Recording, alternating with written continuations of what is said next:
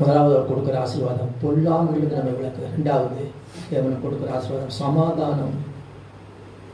இன்னைக்கு எவ்வளோ பெரிய நபராக இருந்தாலும் உண்மையானவர்களே சமாதானம் இல்லை என்று சொன்னார். வாழ்க்கையில் வாழ்ந்து பிரயோஜனமே இல்லை. நிம்மதி இல்லாத வாழ்க்கையில் ஜனங்கள் வாழ்ந்து கொண்டிருக்கிறாங்க. ஆனால் இயேசு கொடுப்பது என்ன? சமாதானம். யோவான் 20:19, 21, 26 போன்ற வசனங்கள் எல்லாம் வாசிக்கும் பொழுது சீசர்கள் யூதர்களுக்கு பயந்ததினாலே கதவுகளை பூட்டிக்கொண்டு இருக்கையில் இயேசு நடுவே வந்து என்ன சொல்லுகிறார்? உங்களுக்கு சமாதானம் என்று சொல்லுகிறார். யோவான் 20:19 வாசிக்கிறோம். இன்னைக்கு மனுஷ பயத்தினாலே இன்னைக்கு ஜனங்கள் சமாதானம் இல்லாமல் இருந்து கொண்டிருக்கிறார்கள். சமாதானம் இல்லாமல் காணப்படுகிறார்கள். மனுஷ பயம் இன்றைக்கு. இன்னும் சிலருக்கு பாருங்க, இனம் தெரியாத ஒரு பயம். ஏன் பயப்படுறதுன்னு தெரியல. எதிர்காலத்தை குறித்து பயம், மரண பயம். இன்றைக்கு எப்படியாக பயத்தினாலே பிடிக்கப்பட்டு சமாதானம் இல்லாமல் வாழ்ந்து கொண்டிருக்கிறாங்க. ஆண்டவர் சொல்கிறார், இன்றைக்கு உனக்கு சமாதானம். ஆமென், சோத்திரம். மனுஷ பயத்தை போக்குகிறார். எந்த பயம் உன்னை ஆட்டி படைத்துக் கொண்டிருக்கிறது? எதிர்காலத்தை குறித்த பயமா? மரணத்தை குறித்த பயமா? இன்னைக்கு எல்லா பயங்களையும் விட்டு நீக்கி ஆண்டவர் உனக்கு சமாதானம் கொடுக்கிறார். மனுஷ பயத்தை போக்குகிறார். சீசன் அப்படிதான் பயந்து போய் கதவெல்லாம் கூட்டிட்டு உள்ள இருக்கிறாங்க. ஒட்டப்பட்ட அறைக்குள்ள உள்ள நுழைஞ்சி சமாதானம் என்று சொல்லுகிறார்.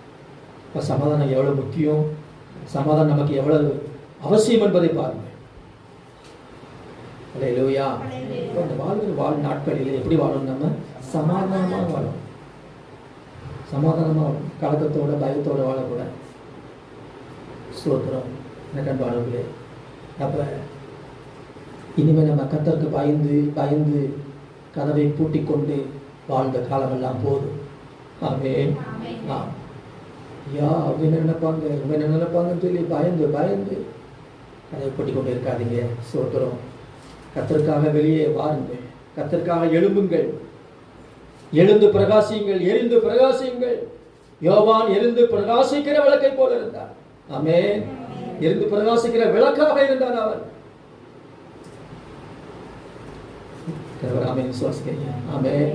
எரிந்து பிரகாசிங்க. பயந்து வாழ்ந்தது போதும். வெளியே வாருங்கள். கர்த்தருக்காக எழும்புங்கள். கர்த்தருக்காக எரிந்து பிரகாசியுங்கள். ஸ்தோத்திரம். இரண்டாவது கொடுக்கிற ஆசீர்வாதம் சமாதானம். மூன்றாவது ஆண்டவர் நம்மை நீதிமானாய் மாற்றுகிறார். ஆமென். நீதிமான்களாய் மாற்றுகிறார். ரோமர் 4:25 வாசிக்கிறோம்.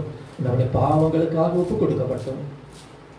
நாம் நீதிமான்கள் ஆக்கப்படுவதற்காக அவர் எழுப்பப்பட்டு இருக்கிறார். ஆமென்.